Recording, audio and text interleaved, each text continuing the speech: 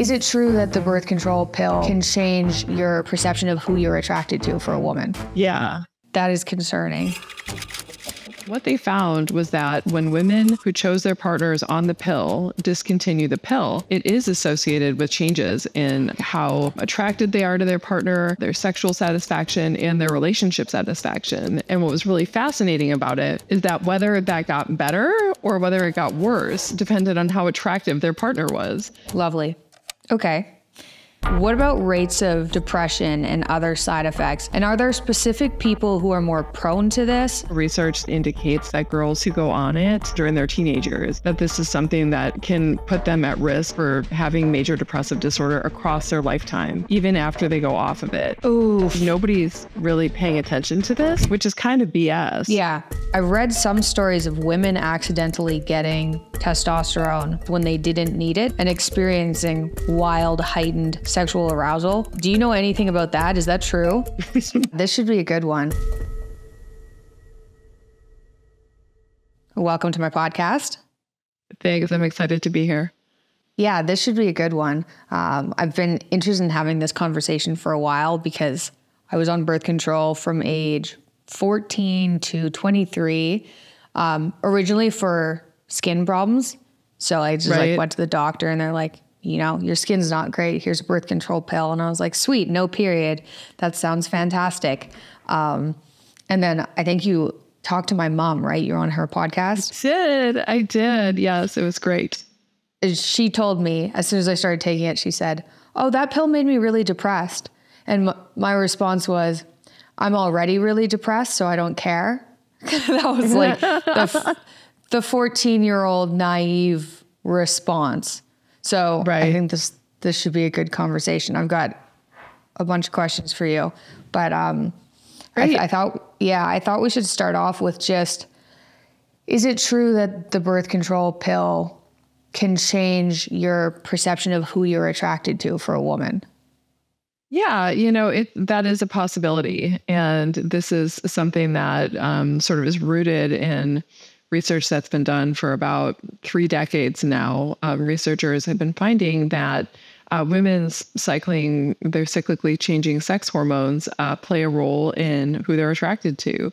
And in particular, what this research finds is that when estrogen is high across the cycle, that this is associated with an increased preference for cues related to testosterone markers and like masculinity. And so, for example, at high fertility across the cycle, when estrogen is high, we find that women like deeper male voices. They like more masculinized male faces. They're more likely to be attracted to cues of social dominance. And so it's like women really sort of like zero in on masculinity markers when fertility is high and when estrogen is high across the cycle.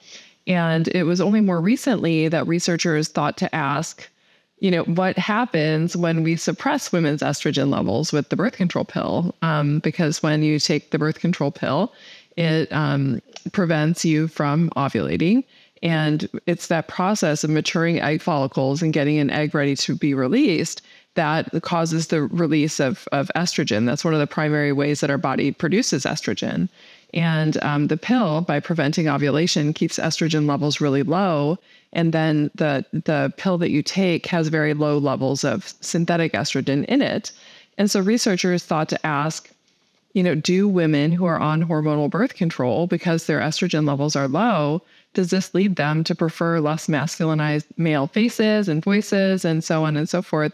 And what they find is that does appear to be true, and that women who are on hormonal birth control have a preference for a less masculinized male face. They've done studies where they look at photographs of men who were chosen as partners by women who are on hormonal birth control or off of it. And they put the pictures of the men into 2 stacks, and then they had them evaluated for masculinity as rated by, just an outside group of people who didn't know which men were in which condition. And then they also looked at more objective metrics of masculinity. You can look at facial masculinity by looking at things like facial width to height, which are correlated with testosterone levels. And what they find is that the men who were chosen by women as partners that were on hormonal birth control is that they had less masculine faces relative to the men who were chosen by naturally cycling women, which is really mind-blowing when you think about it. Yeah. Do you think that, so do you know what percentage of women, say, that are of like childbearing age are on hormonal birth control? Yeah, I don't know. So like with college samples, for example, it's almost like 40% of women are on hormonal birth control because they're, trying to stay unpregnant while they're getting their degrees and that sort of thing. But in terms of like the overall population, I'm not sure, but it's a sizable number. I mean, this is the number one demographic of women who are on it are women in their 20s. And this is usually when women are choosing partners. And so that's, potentially something that could be really consequential for women. Guys, I wanted to talk to you briefly about air purifiers and air quality. I've had various air purifiers for years, and I knew air quality was important, but I've learned a lot, too much, this year after getting sick from mold, and I've settled on Air Oasis as my go-to air purifier. I actually reached out to them to see if they'd sponsor me because they're the best air purifier I could find, and now I know how important they are. There are a few reasons why I chose Air Oasis. These filter down to 0.03 microns, which is actually important. It means they actually filter partial allergens and mold spores. And it was only recently that I realized most air purifiers filter down to 0.01 microns, which means they miss fragments, which make up the majority of allergens in the air. These also work on VOCs like new paint, gases, viruses, etc. I used to say if you guys have allergies, get one of these, and definitely do, but everyone should actually have one or multiple of these in their house given the amount of chemicals, molds, and air pollutants we're exposed to. Air Oasis is quiet, which is important because a lot of them aren't quiet, sleek, and filters down to the right particle size compared to the majority of other air purifiers. So check them out. Don't just get any air purifier. Investing in one of these is so worth it for your health. They're at airoasis.com, and you can get 10% off with code MP. Enjoy the rest of this episode. Do you think that the correlation between, you said 40% of college students on the pill, do you think when they get into relationships, there's a higher likelihood of divorce? That's a really interesting question. And there's kind of two lines of research that point in different directions. The one line of research is some longitudinal research that's been done of newlywed married couples. And they followed them over time to look at changes in things like sexual satisfaction and relationship satisfaction over the course of the marriage. And one of the research questions that they thought to ask was, for women who choose their partners when they're on hormonal birth control, does their relationship and sexual satisfaction, for example, change if they discontinue? And so these researchers followed these women over time. And what they found was that when women who chose their partners on the pill discontinue the pill, it is associated with changes in like how attracted they are to their partner, and their sexual satisfaction and their relationship satisfaction. And what was really fascinating about it is that whether that got better or whether it got worse depended on how attractive their partner was. Okay. So for women who were partnered to attractive men, when they went off the pill, it was like the blinders came off, and all of a sudden they're having these estrogen changes again. And they're like, oh, yes. Oh, right. Cool. And they're more attracted to their partner, and they're more sexually satisfied. And then as a result of that, they're also more satisfied in their relationship. But they found that for women who were partnered to less attractive partners, that the opposite happened, and that the women became less sexually satisfied, less attracted to their partner, and then their relationship satisfaction decreased. And so it could potentially, when we're choosing our partners on the pill, it could potentially nudge us into the direction of choosing somebody that we're not attracted to. But that doesn't always happen. And so, it's like whether it makes it more positive or more negative when you go off of it, a lot of times depends on the partner that you chose. Okay, that makes sense. So it's not just like doom and gloom for people who are on birth control and like, oh no, now I'm married and going to go off of it. I'm going to see my partner in an entirely different light.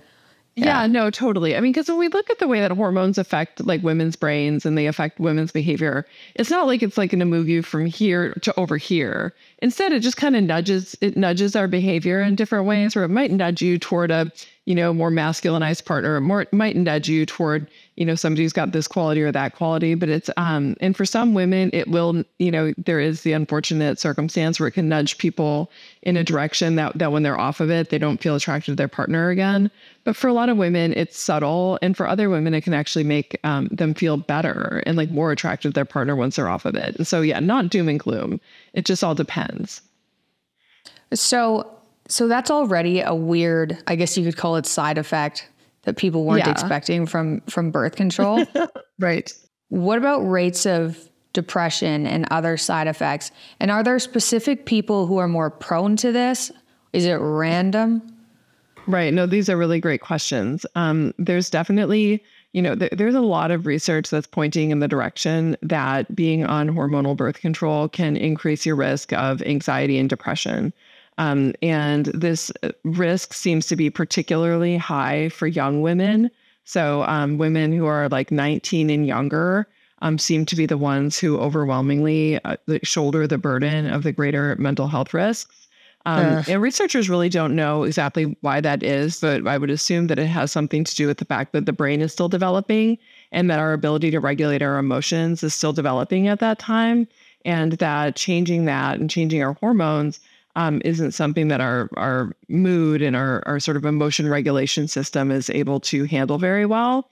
There's also research that indicates that girls who go on hormonal birth control during adolescence, so during their teenagers, that this is something that can put them at risk for having major depressive disorder across their lifetime, even after they go off of it. And this is something I know, and this is something that's really concerning to me, and it's very concerning to a lot of researchers because nobody's really paying attention to this. And there's so many doctors out there who do exactly what yours did. And they prescribe hormonal birth control to teenage girls for things like acne or having irregular cycles or having bad cramps without understanding that when you take hormones and you shut down your brain ovarian axis during development, that this could potentially have long-term consequences in terms of brain development because our brain is still developing and our sex hormones play an important role in the pubertal transition that goes on and that post-pubertal brain development is very much influenced in important ways by our sex hormones. And so that's something that, hasn't been very well studied. There aren't nearly enough studies that have investigated the links of teenage pill use on long-term outcomes, but the work that has been done, like I said, is not painting a very positive picture, and it seems like there's a potential risk there. And in terms of like who is affected, and one of the risk factors, as mentioned, is being a teenager, and so we know that teenagers are at a greater risk of this than other women. But there seems to be, even in adult women, like there is an increased risk. So many studies find that there's an increased risk, particularly with the progestin-only pill. So that's the one that's now available over the counter. That one is always, almost every time they study it, they find that being on that type of birth control predicts a greater risk of developing anxiety and depression. Which is concerning to me. Like, I think it's great that we're allowing greater access to birth control, particularly in this sort of post-Roe dystopian world that we're living in at the moment, which I don't think is very good for women's health. But it's really concerning that women will take this without anybody knowing that they're on it, which could potentially be really devastating if you're a girl who just starts taking this birth control and developing a mood disorder, and you don't know what's wrong with you, because most of the time when we develop a mood disorder from a drug, it's not like we think, my drug is making me feel bad. We just think, I'm depressed. We don't think about it that way. And so I do worry about that. That one, any non-oral product is associated with a greater risk of depression. Like they tend to find that pretty regularly. So the hormonal IUD, the vaginal ring, the implant, the shot, Those are the ones that tend to have the greatest risk. The combined pill is also found to be associated with an increased risk of anxiety and depression, but the rate of that is lower than it is for these. Wow. Yeah, for the non-oral products or for the progestin only pill.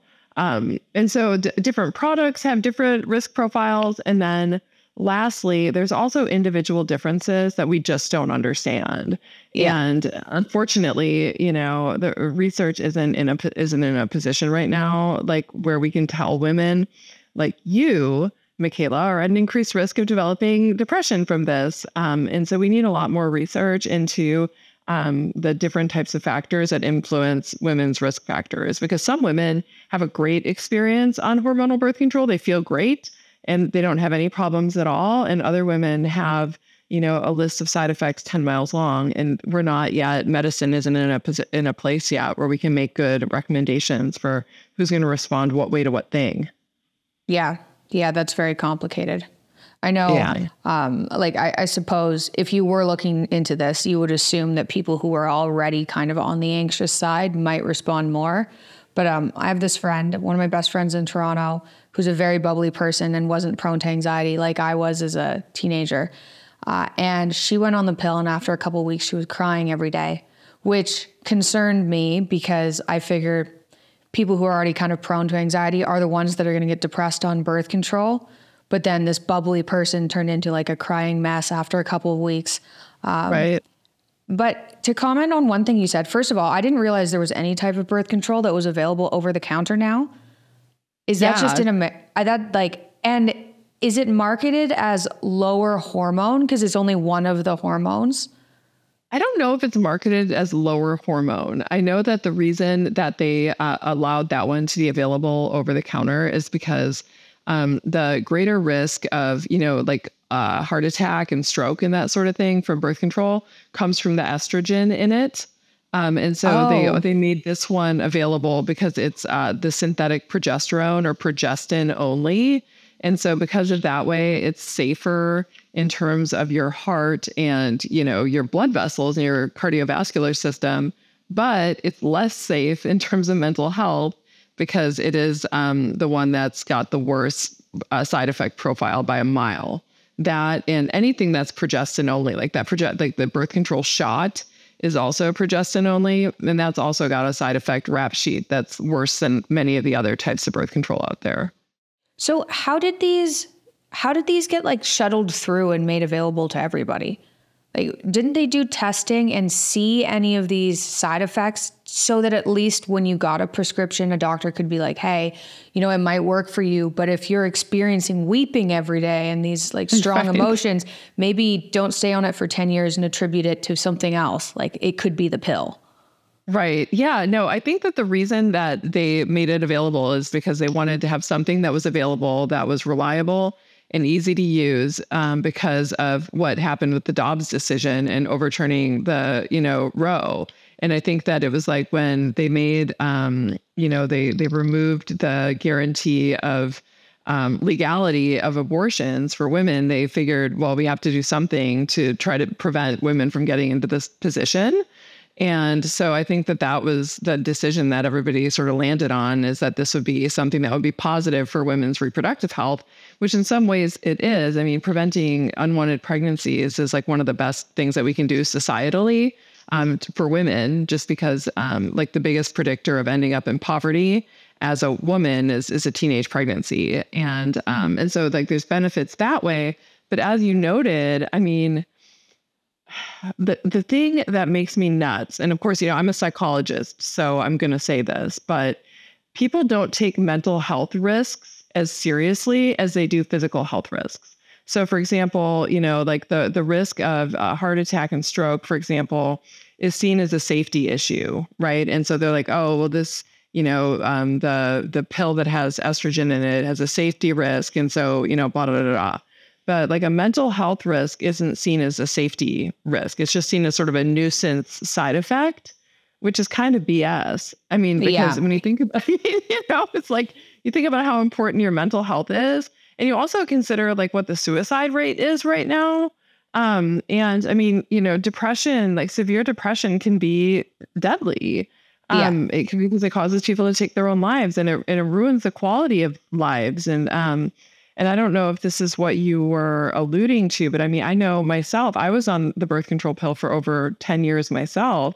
And I used to have this narrative about myself where I believed that I was anxious and a little melancholy and depressed. And that's not me at all. But I believed that to be true of myself because I was on it for all these years and I had these spells of anxiety and depression. And then when I went off of it, I realized that that wasn't me. And then I didn't even really know who I was, and that was this totally different experience for me. Yeah.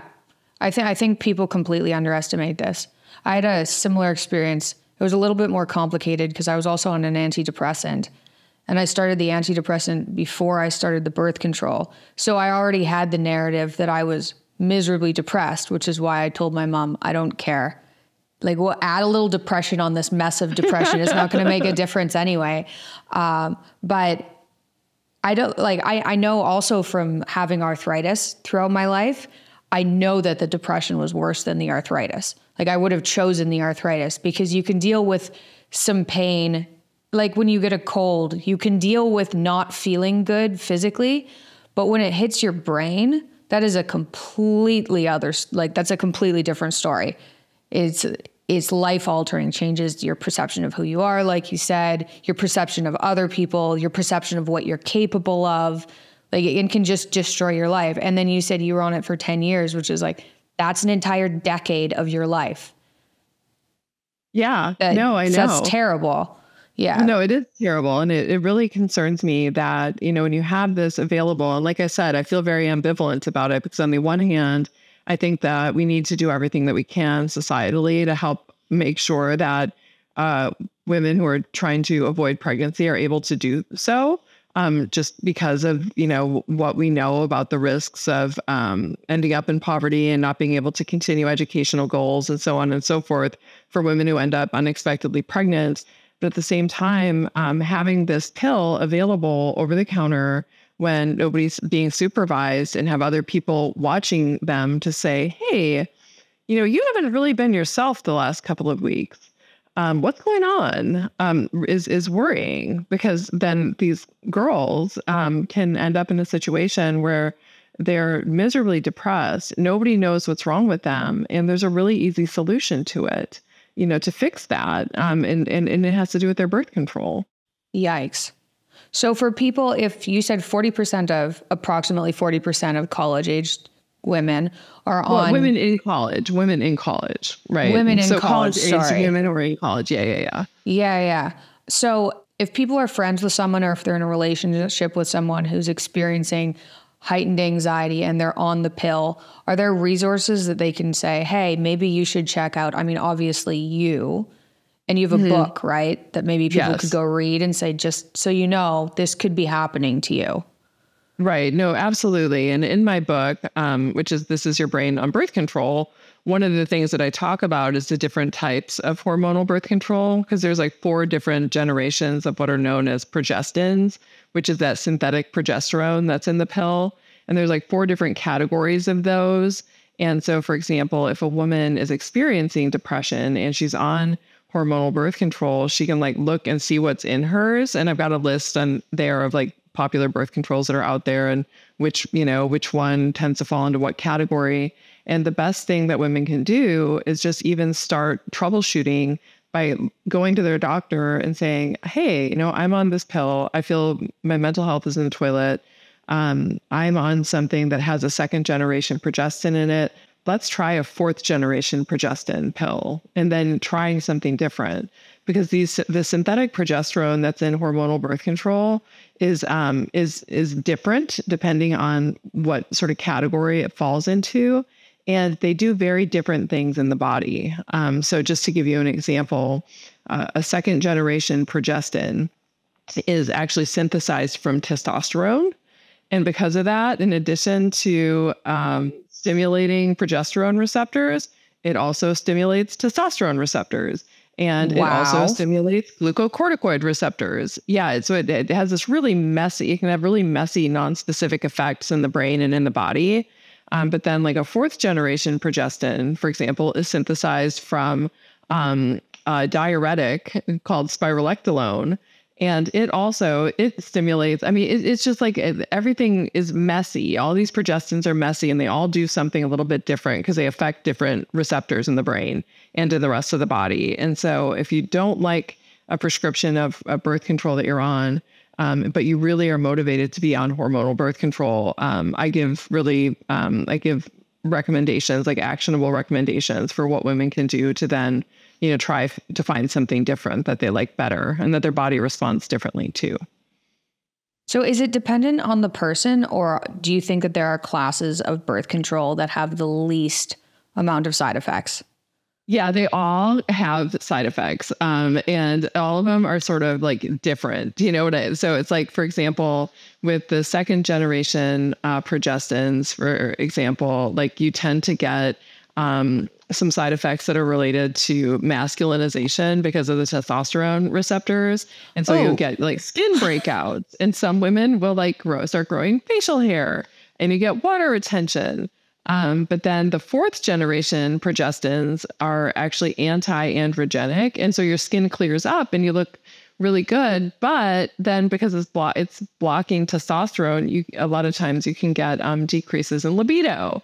And so it's like with each one of these, you end up, it's like pick your poison, and so it's really about understanding what the different side effects are of these different types of progestins, and then sort of picking the one that works the best for your body and then for your individual goals. Because for some women, having clear skin is going to be more important than it is for others, for example. And so women, if you know that, then you can go and you can sort of start to do a semi-customization of your birth control based on your goals. But to get at one of the other points you raised, and that's that, the way that each person metabolizes all of those different synthetic hormones is also going to differ. And so, for example, you and I could be on the exact same formula of hormonal birth control and have vastly different responses. Like it could like ruin your sex drive and make your skin look amazing. And like for me, it could make my skin look terrible, but not affect my sex drive. It's like, and we're not, unfortunately, at a place yet with research where we can make good predictions about who's going to respond what way to what thing. And so a lot of it for women ends up being a crapshoot. And I do like to think that the information I provide in my book provides a starting point for allowing women to be able to at least have some footing in terms of where to get started, in terms of what pill might work best for their body. I hope you guys had a fantastic Halloween. I dressed up like a cow. If you woke up feeling like garbage after because you drank and you don't normally drink, or maybe you do normally drink, but you still felt bad, and you haven't tried my after party pill, try it. I don't need to interrupt you for very long. It works to significantly reduce your hangover and help you break down acetaldehyde. Studies are available on the website. I wouldn't be shilling this out if it didn't actually work, because that is a great way to destroy your brand. I wouldn't want to do that.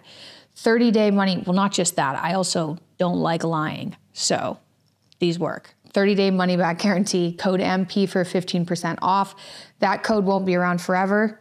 Available at fullerhealth.com. We'll be rolling out more supplements in the future with no fillers, just pure ingredients like this one. This is pure dihydromyricetin.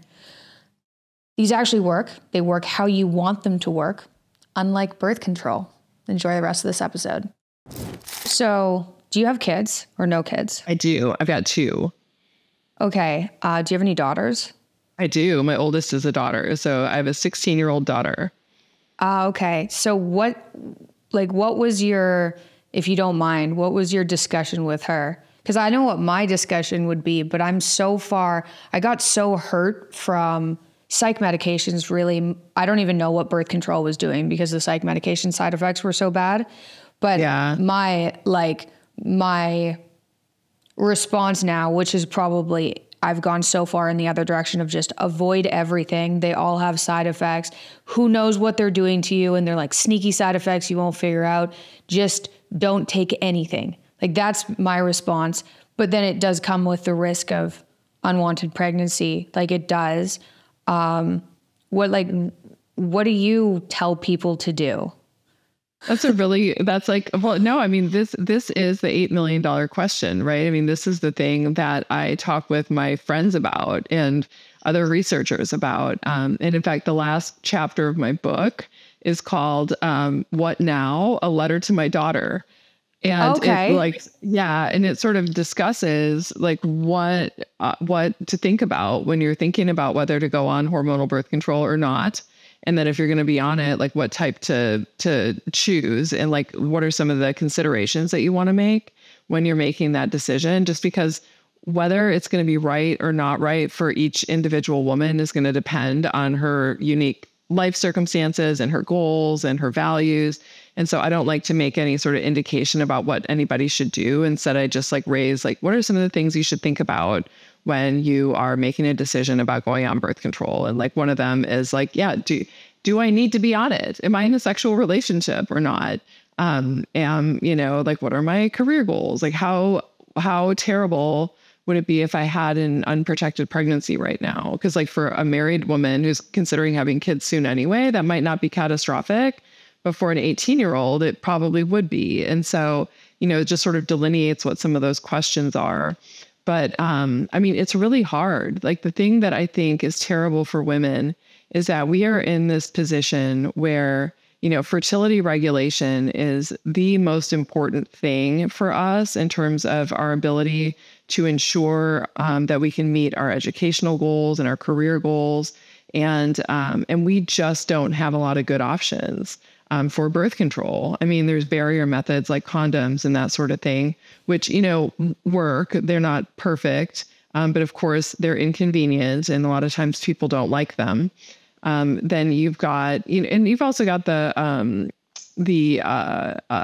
diaphragm, which is another barrier method, which is a little cup that goes in. You put it up in your vagina and you snap it over the end of your cervix, and that serves as a barrier between the vaginal canal and then the cervix, which can prevent pregnancy, and use spermicide with that.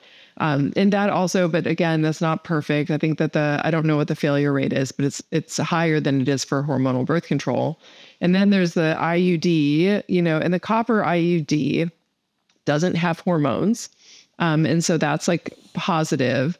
But it does create a little bit of an inflammatory response in the cervix and uterus area.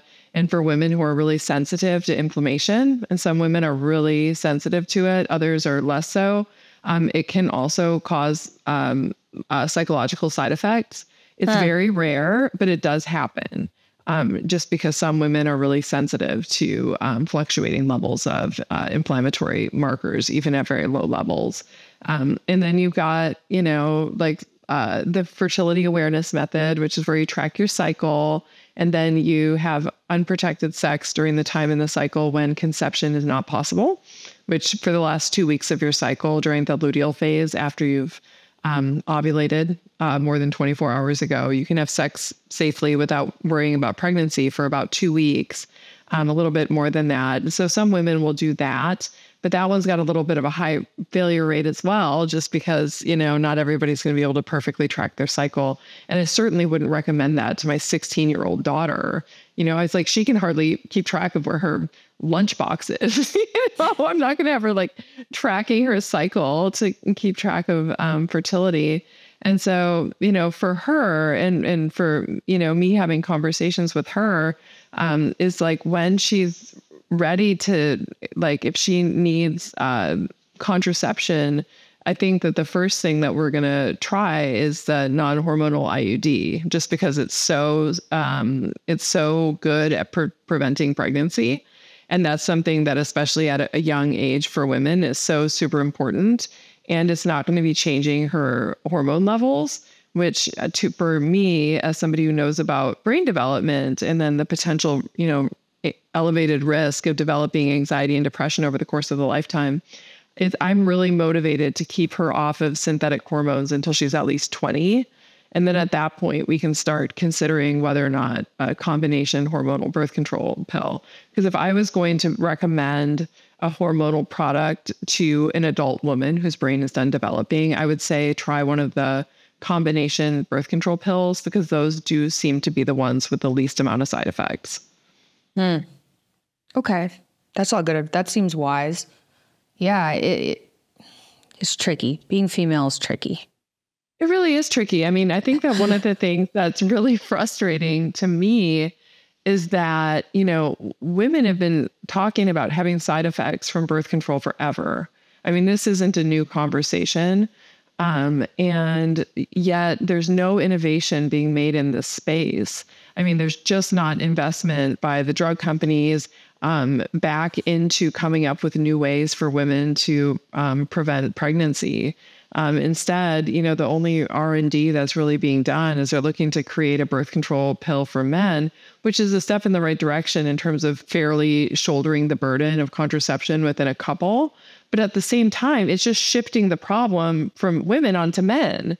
And that's not the right answer either. So it's like, okay, what they have out there right now is something that keeps men's testosterone levels so low that they don't produce sperm. And it's like, that's not what we need, as a society, to be like making all of our men have really low levels of testosterone, because testosterone affects a lot more than sperm production. It affects motivational states, and all sorts of other things, your desire and ability to compete. I mean, it affects a lot of different stuff. And so like, do we really want to be doing that? I mean, it's like, I like the idea of having that available as an option. So that way it's not just women who have to make tough choices. But at the same time, that's not what we need. What we need is something that's totally different, because like it's like, I feel very much, my background is in evolutionary biology. I understand our body as being this like really brilliant machine where we've inherited all of these traits that have helped our ancestors survive and reproduce. And, our body is so nicely regulated on its own. And then to like do things like alter our hormones as a way to protect ourselves from pregnancy is just not the best idea. Like staying away from all of that stuff, I think is, if you're able to do it, is good for the body.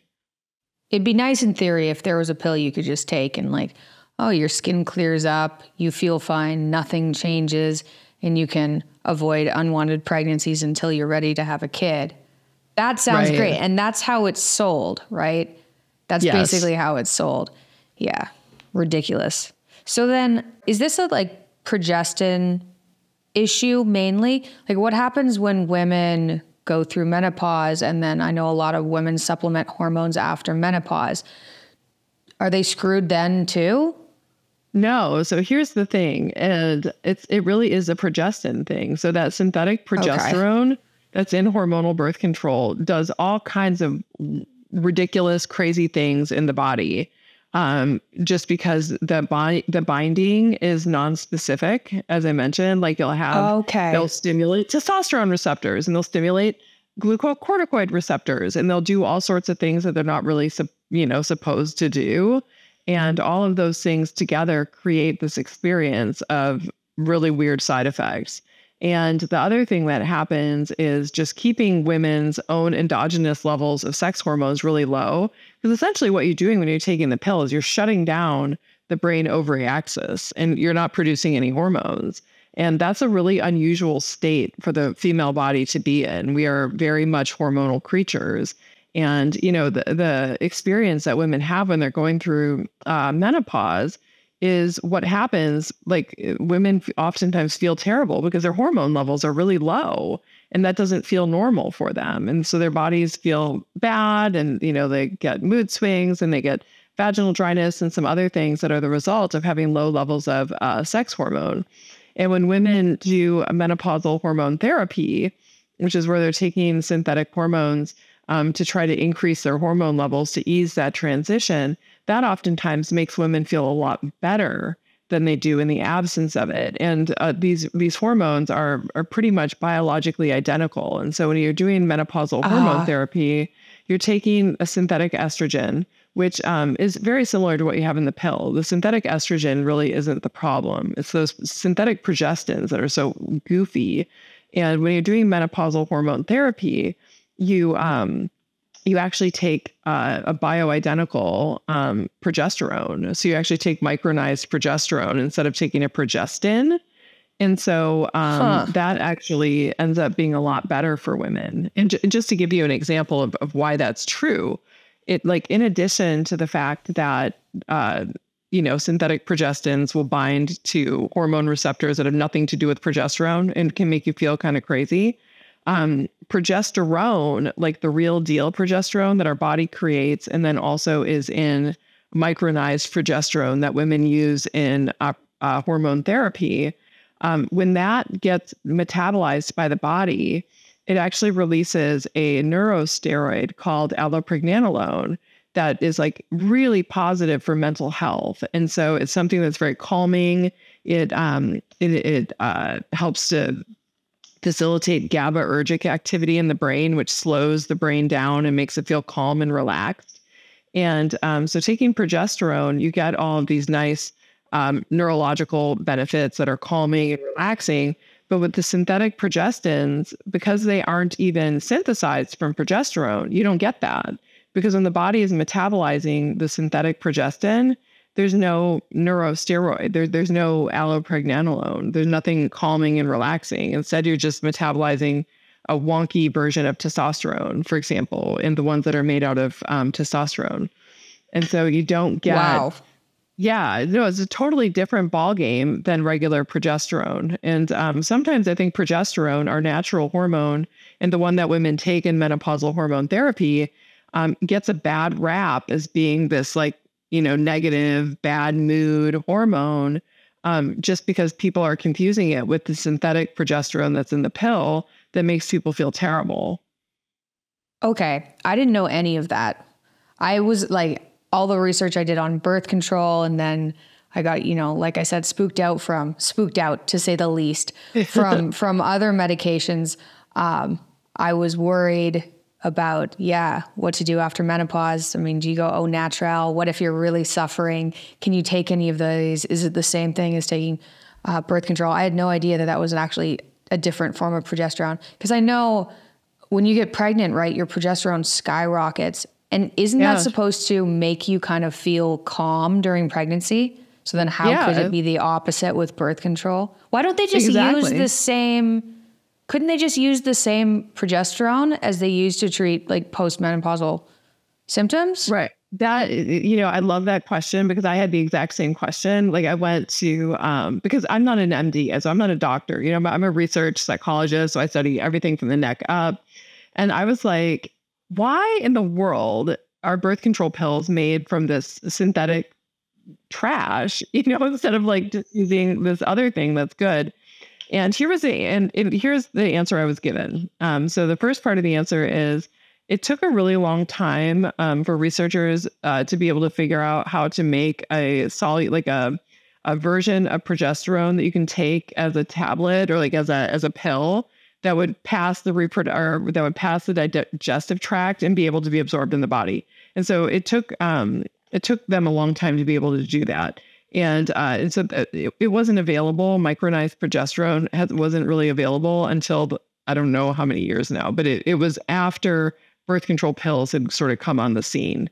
Right. But then now that it is available and that we use it for things like menopausal hormone therapy and that sort of thing, why aren't we using it in birth control? And the answer I was given was that you would have to take it in such high doses to ensure that you're not going to allow your brain to start stimulating your ovaries, because you have to have high levels of progesterone for your brain to not tell your ovaries to produce an egg, which is how the birth control pill works, is that you'd have to take it in such high doses that it would make women just like way too tired.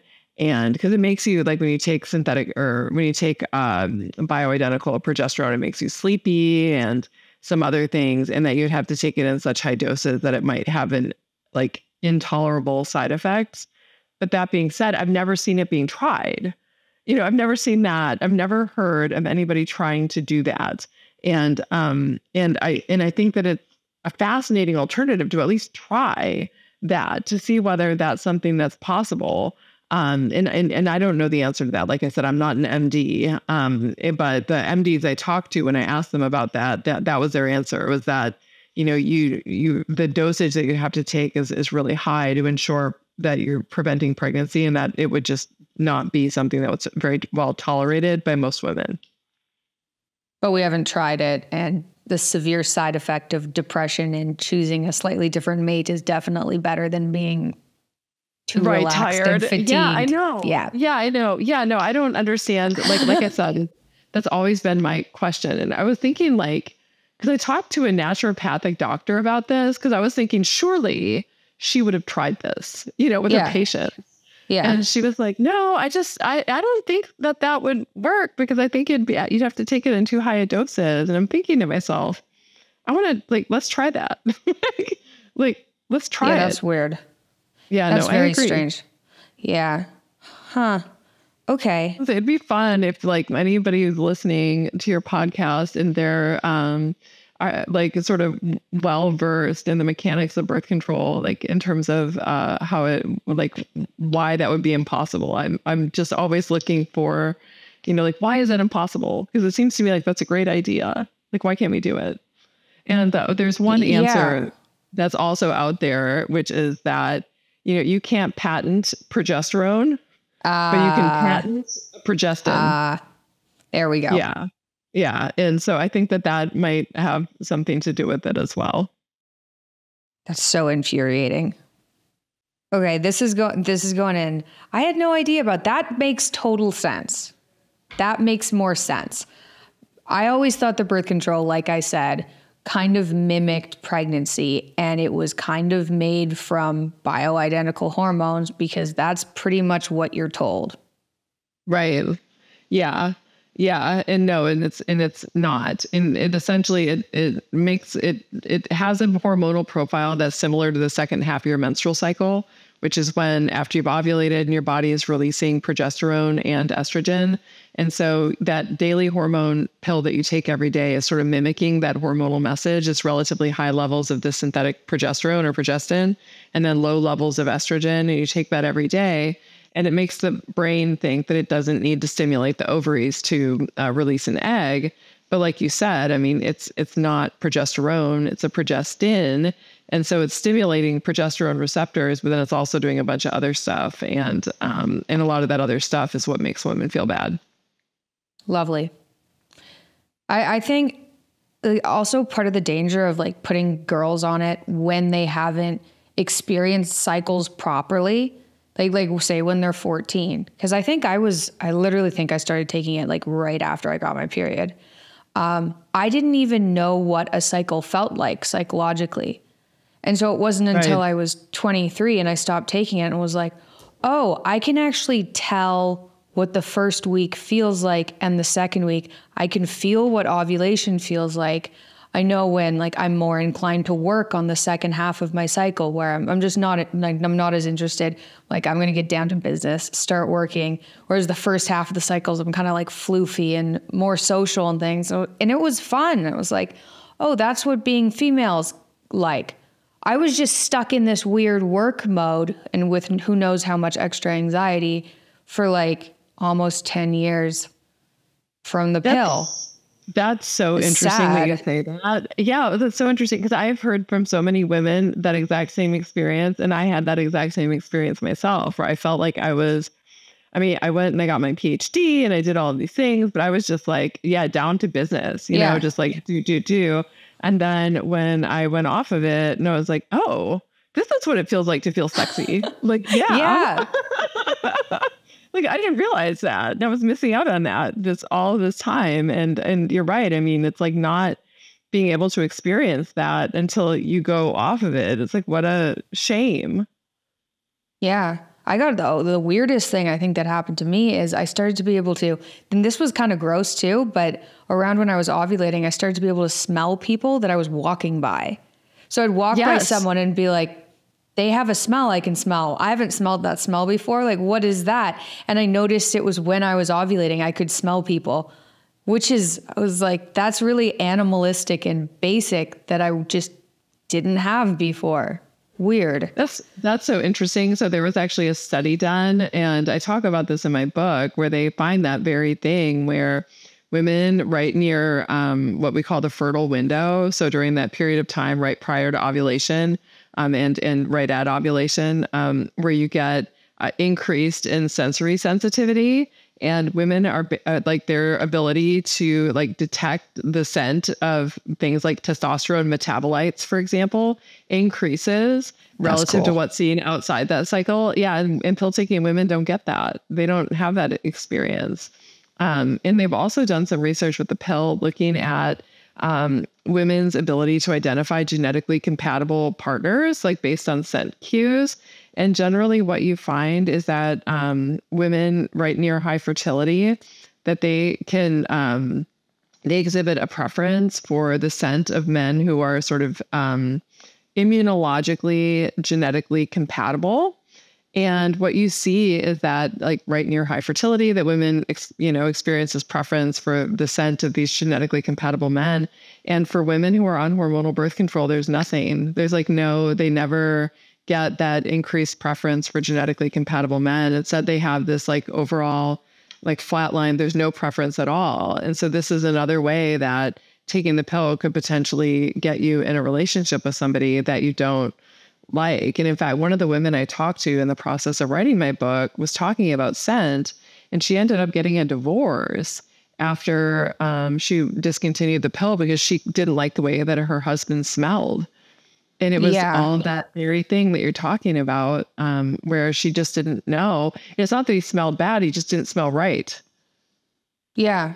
And that could sound, I'm sure people will take that the wrong way. Like, oh, how is that a reason to get a divorce? But like, if somebody smells good, they smell really good.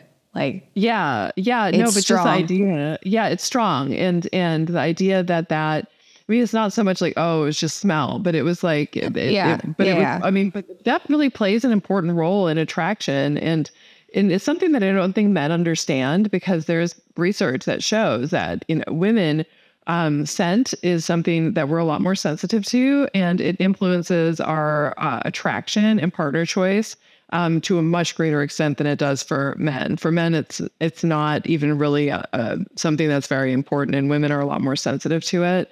And it affects attraction. Is there any way for men to hack that? Like, say they're suffering from, also I wanted to talk, you said there's the male birth control pill that seems to just flatten testosterone, which like nobody is going to want to take that. Like no man is going to want to take that. That was like literally when I first read the news story about like they're creating this pill that lowers testosterone. I'm like, perfect. Have these people met men? Like, do they know any men? Like, I don't know a single man who would be like, yes, please, I'll take one of those.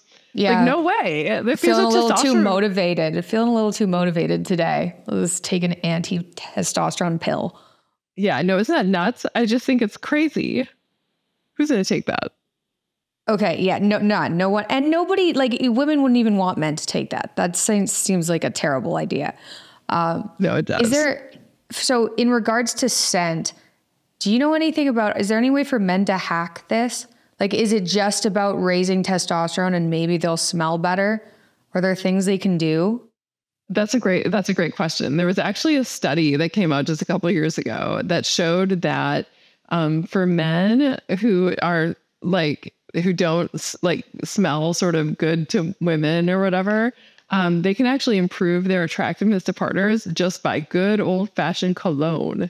And what research finds is that it's actually really fascinating, is that if you have men who are sort of on a range of, masculinity, and so you have like the really masculine guys and you have guys who are less masculine, and you have women like rating their attraction to the man by looking at a photo and like smelling the man, what you get is that for men who are less masculine, you get this increase in attraction just based on the presence of cologne. And it brings those men up to the same level as the masculine guys. But for masculine guys, it does nothing for them. Like, it doesn't improve their attractiveness because they already smell attractive to women. And so it seems like the sort of musky scent that tends to underlie male cologne that, is like, chemists have been like working on trying to make that smell just right to women for a really long time, seems to be tapping into the right thing. And it does seem to attract women in the same way. as just good old fashioned, cues of testosterone within the sweat glands. That's so sneaky. I know. That's which so is why sneaky. it's like, if you're gonna get together with somebody, like maybe without cologne, like how about no cologne? Like let's spend some time together without cologne. It's like spending time together without makeup. Let's Totally. Let's just so see what's going on here. That's so funny. I was talking to graduate students of mine about relationship tests. And that was one that the guys were like, yeah, you hang out with a girl with no makeup on and that's your test. And now I love it. So here's the female equivalent. No cologne, no deodorant, nothing. Just I need to smell you. And that should be a test for women. I like that. I completely agree.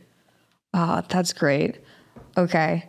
Do you think in the future there's going to be any solutions here, or is what people are playing with too complicated because of all the hormones involved and trying to stop a body from getting pregnant, which is what bodies want to do, really? Yes. Is so complicated that is it even do you see it even as a possibility that doesn't come with a host of side effects in the future? We have condoms. I mean, everyone hates them, but yeah, exactly.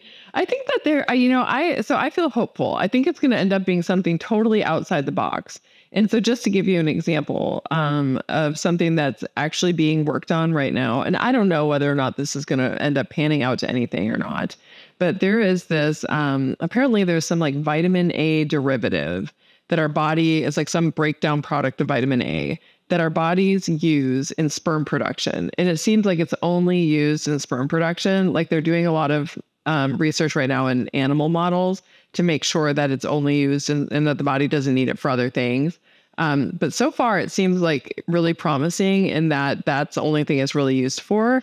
And it's being used to test whether if you take something that blocks that, does that prevent sperm production in men without having any other side effects?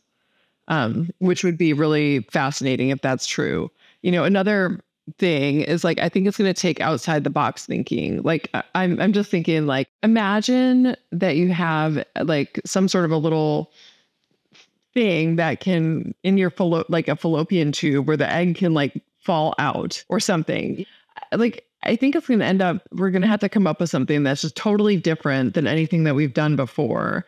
And so I think that outside the box thinking is going to be really important for this.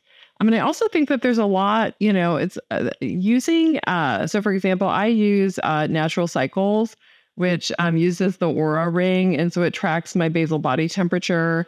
And it's really good at telling me when, and I know also when I'm in the fertile window, I'm just feeling pretty in tune with my body. But I think that technology and things that measure daily body temperature and apps and that sort of thing that can help isolate the fertile window for women so that way they can, do something else for birth control or use some form of birth control just during the periods of time when they need it over the cycle, I think is also one of the ways that we're headed. And so I'm hopeful that our ability to successfully predict when women are in their fertile window gets better. So that way it's more reliable for women and they can feel more confident in that as a birth control method. But I feel hopeful that something's out there, but it's going to have to get away from hormones. I mean, there's just no way to not profoundly affect the entire organism, with that when you change a person's hormonal profile. It's just impossible. I feel like that's the right track because there's only how many days a month are women actually fertile? 5. And then if you have, say you have sex 8 days before, the sperm's in you long enough, there's still a likelihood you can get pregnant, or is it really this 5-day window of having sex that you can get pregnant? Yeah. It's about 5 to 7 days in which, that sex that you have on that day could potentially lead to conception. And it's the 5 to 6 days prior to ovulation and then within 24 hours of ovulation. And so after it's been 24 hours since you've ovulated, you're home free. And you're generally home free about the first week of your cycle. So the first day of bleeding for about 7 days, you're generally home free. But that's not always the case. Sometimes the women will have a, short follicular phase and that sort of thing. And which is why it's always a little tricky to just give a rule of thumb like that, because you could give a rule of thumb and then somebody ends up pregnant. So, but as a general rule of thumb, not to be used as birth control, that first 7 days of your cycle are usually reasonably safe. After you've ovulated, if it's been 24 hours, you're generally safe for about almost 2 weeks. So. Okay, so I have a couple of questions. One, when you're taking this, say you're taking the birth control pill that stops your cycle for like 3 months, or it does something for 3 months, and then it says there's like a bunch of sugar pills, you take those for a week and you bleed. Is it actually uterine lining, given the fact you haven't ovulated? Like, what's going on there? Yeah, no, it's not uterine lining, because you're not. What is it? It's just blood. It's just essentially when you have a hormone crash in your body, that sends a signal to your endometrial layer to start to shed and release blood flow. And so that's really all that is. There's a little bit of uterine lining because there's a tiny bit of estrogen, and especially in these combination pills, and estrogen is proliferative and causes the cells in the uterine lining to proliferate. And so there's a little bit of it, but not much. So the period that you have on the pill isn't really a period. It's just a withdrawal bleed. Okay. Okay. And then the other question, and that's also why, I was gonna say that's another reason why, for a lot of women who have been on the pill for a while and then they go off of it, they find that their periods are a lot more gnarly than they were, before, when they were on the pill. Like, cause those, the period that you have when you're on the pill it tends to be very light because there's not a lot of endometrial material. And then once you actually start shedding endometrial lining, it can be a little bit surprising to women, just because it's a little bit of a different beast than. So that's why it improves your period. Yeah, because you're not proliferating, your uterine lining isn't proliferating. And so you're not having as much, there's not all those contractions and everything else. You don't have as many cramps. There's not as much material with your period as you get when you're naturally cycling, which sometimes with some women can be, have clots in it and other things, which is totally normal when you are shedding an endometrial lining. Huh. Okay. And then that makes more sense. And then is it possible to ovulate twice in a month? Does that ever happen? I mean, it can if you have 2 eggs at one time. Sometimes 2 eggs will get released and then you end up with fraternal twins. And if both of them implant, but that is it's pretty rare. But you won't ever get a case where you will ovulate, and then ovulate a week later and then end up with a sequential pregnancy. Okay. So that can't happen. So then mostly the variation is just ovulating early or late. Yes. If it changes. Yeah. Right. Exactly. And generally the follicular phase, which is the first half of the cycle when the egg follicles are maturing and estrogen is being released and all of that sort of thing, everything prior to ovulation, that part of the cycle tends to be more variable in length. So sometimes it can be longer or shorter. The luteal phase of the cycle is generally about 2 weeks, and it's a lot less variable. It's pretty stable unless you have failure to ovulate, which does happen, especially in women like Western women, all of us who are stressed out all the time. You can get ovulatory disturbances fairly frequently. That makes sense.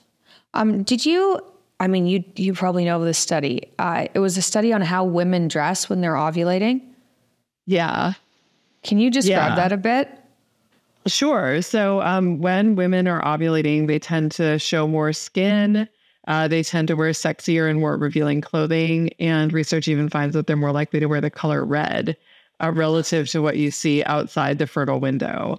And this is just because women feel sexy at that time. They have an increase in sexual motivation, and they also feel sexier, and they tend to feel better about themselves. And they show it by going out and wearing less and dressing sexier. That's cool. It is really cool. There's something else I read. I don't remember where I read this, but for men, supplementing testosterone can do like wonders, right? If you have low testosterone, it can take away your motivation, like you said, and your energy and your libido, and it could be awful. I've read some stories of women accidentally getting testosterone cream or anything on themselves when they didn't need it and experiencing wild, heightened sexual arousal. Do you know anything about that? Is that true? I haven't heard of that, but that would be absolutely consistent with testosterone. So testosterone, it's a powerful sexual motivator in men, but it also plays a role in women's sexual desire. So for women, sexual desire is really a function of like, well, I mean, it's a lot of things. It's relationship quality and all these other things. But in terms of the hormonal drivers, it's estradiol or estrogen and then testosterone. And those two things together promote women's sexual desire. And in fact, one of the therapies that especially women as they're going through the menopausal transition are given to help revive their libido is testosterone. That's cool. Yeah, no, totally. Our hormones are awesome. Okay. Well, when women are going through like menopause and trying to figure that out, is the supplement usually oral or can it be injected? Do the creams work? Do you know anything about that? Like, do these creams work? Yeah, so the creams work because they actually test whether or not women's hormones are changing in response to the treatments that they're given. That's good. So there's a lot of research validating the use of the creams in terms of raising women's like estradiol levels, for example. Wow. So generally the cream is estrogen, but you can also get estrogen in a patch. And that's usually the way that estrogen is administered is with a patch or with a cream. And then progesterone is a pill. And then testosterone, you can get an injection. There are pellets that you can get put subdermally. They get under your skin, and then it releases a certain amount of testosterone every day. And these are all sort of the usual therapies that are included in menopausal hormone therapy. Cool. Okay. Well, Sarah, I think that answered my question. That taught me a bunch too. I didn't realize progestin. I know it's called progestin. It's not called progesterone. I didn't realize that was a totally synthetic hormone that actively works on other hormones as opposed to just pure progesterone. That is concerning. So that's very good to know. And the fact that just taking natural hormones, like say for postmenopausal women, isn't the same as taking birth control. That's good to know too. Yeah. Right. Yeah. Yeah. And just make sure that it is, because some doctors do treat women in the menopausal transition with birth control pills. And so if you're a woman who's going through the menopausal transition and you want to talk to your doctor about hormone therapy, just make sure that you're using the body identical progesterone and estrogen. And that's what most doctors use, but there are still some who prescribe birth control pills. Okay. Well, thank you. That was really interesting. Thanks very much. Yeah, of course. So that was fun.